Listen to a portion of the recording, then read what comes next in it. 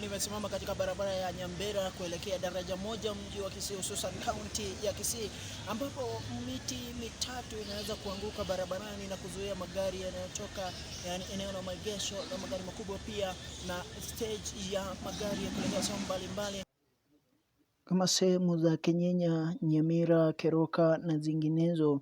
Wamelazimika kutumia barabara mbadala ambayo imepelekea msongamano wa magari na pikipiki, pia watu.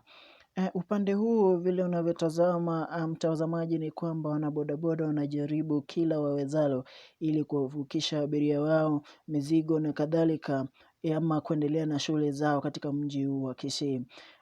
Barabara hii itokayo sehemu ya Nyambera hadi upande wa daraja moja imeshuhudia hali ambayo si nzuri sana, kubomoka kila mahali.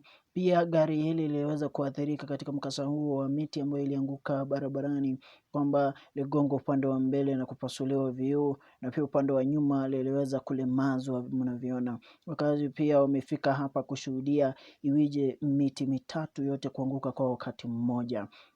Nikiripotia Nyabende TV kutoka kaunti ya Kisii, langu jina ni OMJ Mukua.